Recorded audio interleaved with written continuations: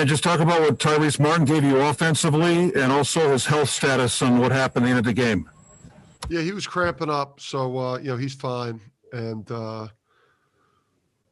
yeah, I mean, Tyrese was he was tremendous. I thought for the most part he did a really good job on Thompson, who's a hard guy to guard, especially because he's so quick and so strong. That's probably why he had the cramping today, because it took a lot out of him physically to have to guard that kid all over the court. But yeah, I mean, based on if we're going to win games in this league, we're going to have a guy that's going to have a night like that, and then a bunch of other contributors.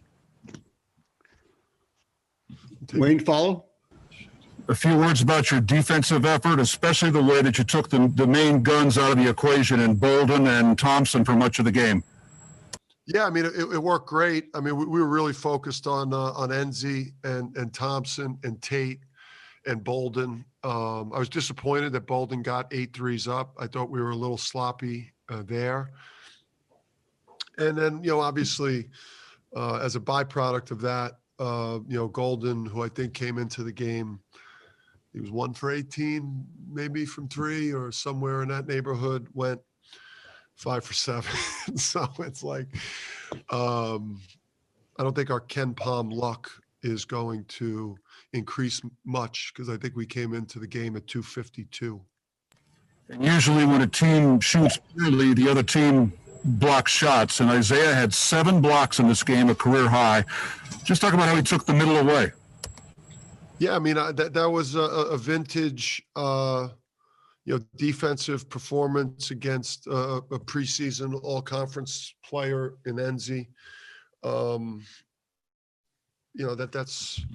We need that type of inspiring play from Isaiah. He's got to raise the temperature on the thermostat at the defensive end of the court and bring that type of energy. Dom? Yeah. Dan, is this the best performance that you've had in terms of the number of people contributing? Because everybody, obviously Jalen contributed, Carlton had 6 rebounds. It seems like everybody chipped in with something. Is this, for you, is this the most complete game that you've had, with every healthy guy contributing? Yeah. I mean, this is that's the template there. Strong defense, strong defensive performance, held them to under 35% from the field. I thought that, we were better offensively in terms of movement, in terms of the ball moving. We were 14 assists, 10 turnovers. We easily, could have been more like 18 or 19 assists, but we missed, we fell, we fell back into a pattern where we missed a couple of point blank bunnies again, or close twos, which obviously is an area that we've got to try to get better at quickly. We've got to convert the easy ones. But yeah, I mean, based on the makeup of our roster and what we have not available to us to play, it's got to be collective. Joe, zone? Yes. Dan, you mentioned how Martin stepped up tonight. Are you okay if a different guy steps up every game, or do you really have to have the same guy really start to take leadership of the team? Yeah, I mean, I think obviously RJ and guys like RJ and Tyrese, you feel like they can get you 15 plus. To Tyler, if he got some good opportunities tonight, like Tyler, if he made shots that he normally, if he hit the shots he normally makes, he's probably looking at a 14-point game today too. So we don't have a lot of guys with the group that can get us 15, 18, 20. That's where, but it's very important that we get 6, we get 8, we get 10.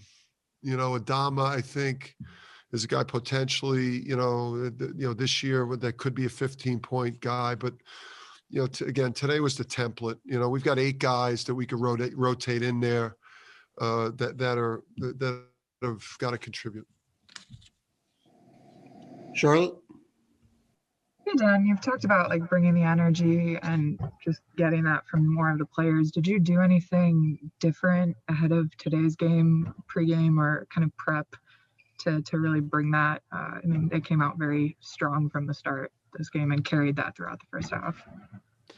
Yeah, I think we're just trying to put more of ownership on the players to lead each other and to be the driving force behind the passion and the energy that the team plays with.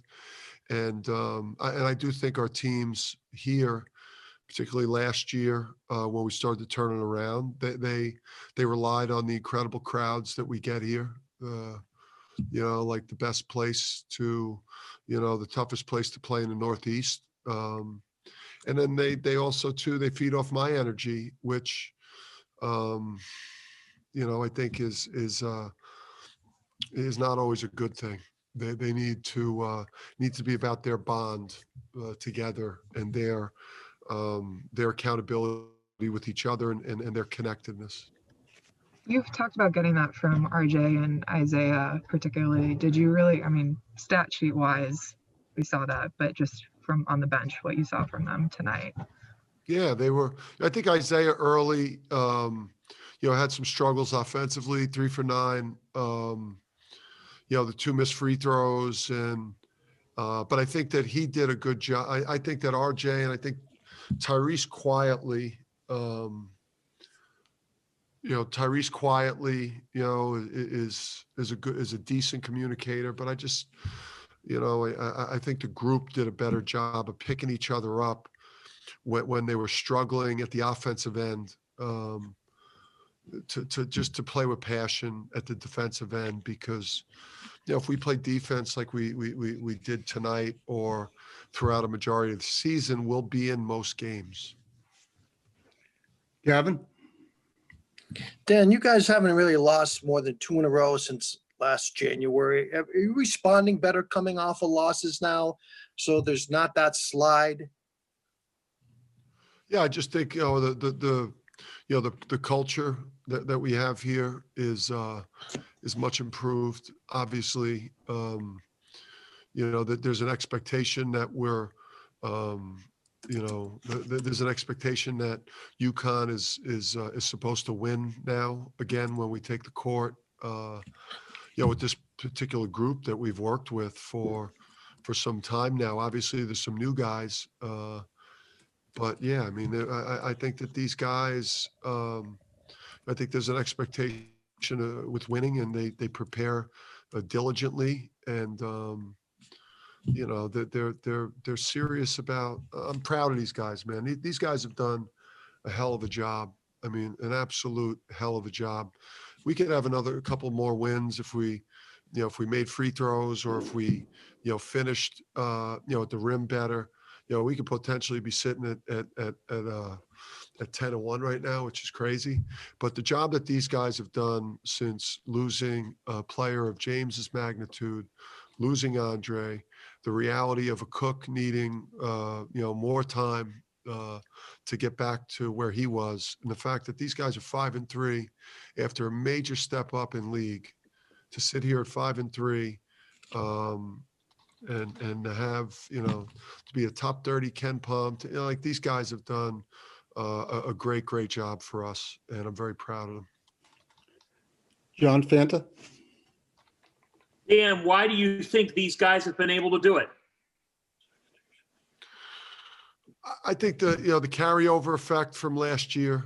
We got just a number of players that got used to winning last year, and I just don't think that this group of guys is getting enough credit for going to a far superior league, one of the best in the country, while losing not just our best player, but one of the best players in the country, like one of the most dynamic players in the country, who obviously allows us to take this thing to another level. You lose Andre and a Cook, and these guys are still sitting at 5-3 after, year 3 of a rebuild while moving way up in competition. So proud of these guys and what they've done. Just to follow up on that, when you are able to have that template performance in the first of 3 this week, how critical is that when you know that the number 3 team in the country comes to town in less than 48 hours, and then you do have a game this weekend that's a revenge type of a game in this league? Yeah, I mean, it was important to get this one. We knew. I had a sense. Obviously, the Big East, chose to move the Villanova game up to just a one-day prep, with the game obviously looming beyond that with St. John's. So, obviously the scheduling, it's tough sledding. But that's where we really had the appropriate level of urgency today, because we could ill afford to lose today's game. Everyone felt the urgency and the pressure to get this one. Charlotte, follow. Yeah, just that obligatory health update on Andre and Book and a Cook too with him. Yeah, I mean, Andre is the closest. A Cook, listen, I think the amazing recovery to get back less than 12 months to actually get in a game. But he's got an injury not related to the Achilles, but we're also,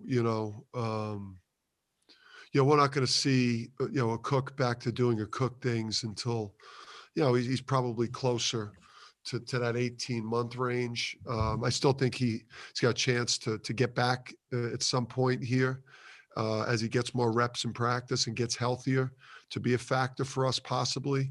But we're taking a long view, with him. And I think, I think he's got a good understanding of that. Dre is close. Dre's got a chance.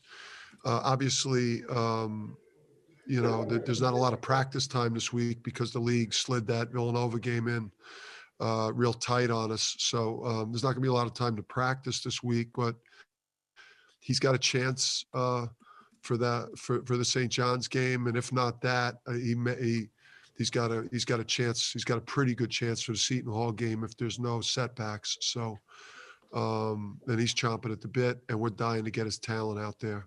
And James, I can't tell you where that is right now. That's, that's just running its course. We'll see him when we see him.